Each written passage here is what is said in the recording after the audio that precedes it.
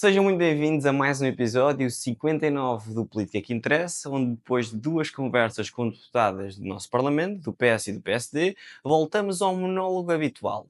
Esta semana, o Médio Oriente voltou a ser um grande palco de tensão porque Israel e os Estados Unidos bombardearam alvos estratégicos no Irão, numa escalada que nos obriga a perguntar se estamos ou não à beira de uma guerra aberta ou é apenas uma guerra silenciosa, económica, política e indireta que começa agora a fazer algum barulho.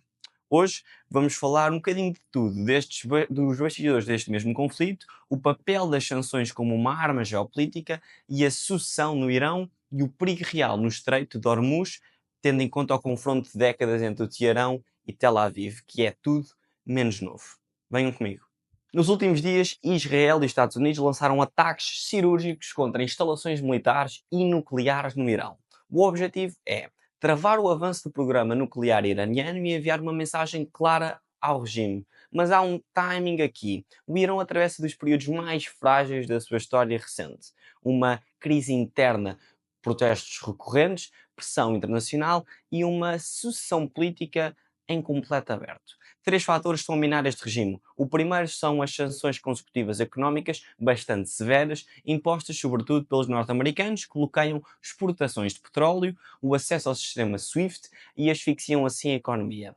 Por segundo, o preço do petróleo. O Irão vive do petróleo e quando o barril baixa, este regime perde a capacidade de todo o tipo de manobra.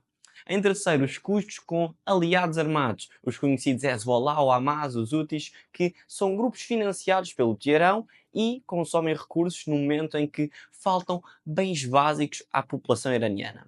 O povo sente-se assim traído. Estas dificuldades internas abrem fissuras óbvias e são lidas por Israel e pelos norte-americanos como oportunidade estratégica.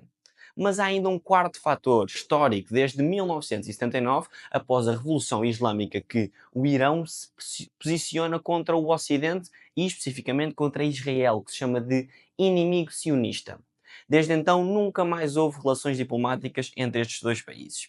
O apoio iraniano a grupos como o Hezbollah ou Hamas é, desde então, uma extensão dessa mesma doutrina revolucionária: resistir à presença de Israel na região.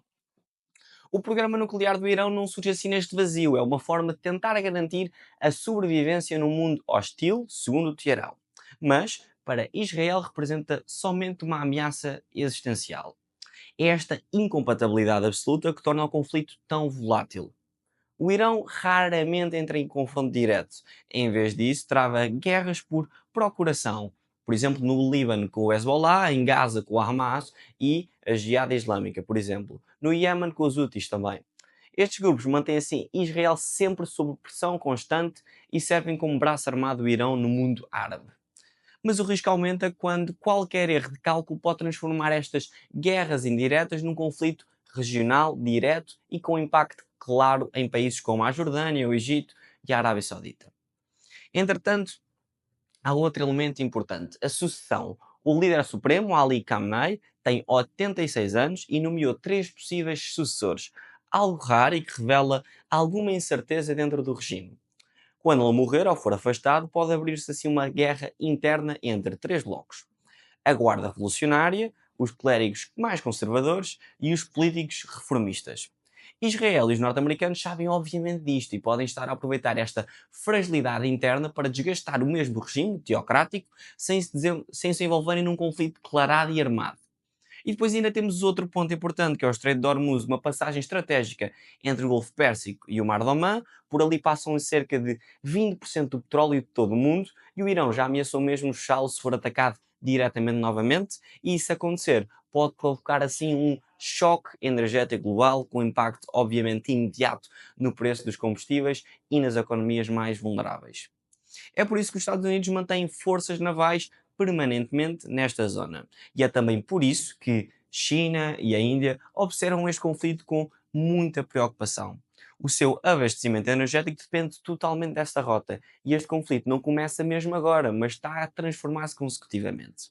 Desta guerra silenciosa feita de sanções, espionagem e guerras por procuração, passamos para um momento em que parece-me que os bombardeamentos são públicos e a retórica é mais agressiva. Antes de partir para o próximo tópico, é importante avisar que este tipo de acontecimentos, obviamente, são atualizados ao minuto. E o que relatei aqui foram tudo situações decorridas até ao dia 23 de junho, na segunda-feira. Todos os avanços seguintes falarei no episódio 60, no próximo episódio do Política que Interessa. Agora vamos para a política nacional.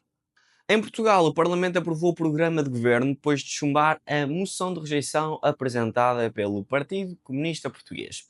Parece simples, mas o debate foi tudo menos pacífico e mostrou, mais uma vez, como é que o xadrez político em São Bento está cada vez mais longe de ser estável.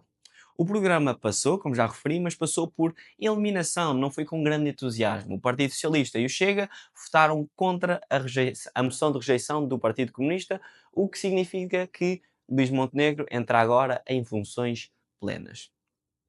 Entre todas as promessas já anunciadas, destacam-se algumas. Falaremos da redução do IRS, com um alívio previsto já para este ano, um reforço de 1.500 agentes da PSP e GNR até ao fim do ano e a revisão da Lei da Nacionalidade com critérios mais duros em casos de crimes graves. E também um apartar das regras na imigração, mas sem suspender o polémico reagrupamento familiar. Montenegro abre este debate deixando um aviso. Se a legislatura não durar 4 anos, será unicamente por uma coligação deliberada e cúmplice entre o Partido Socialista e o Chega.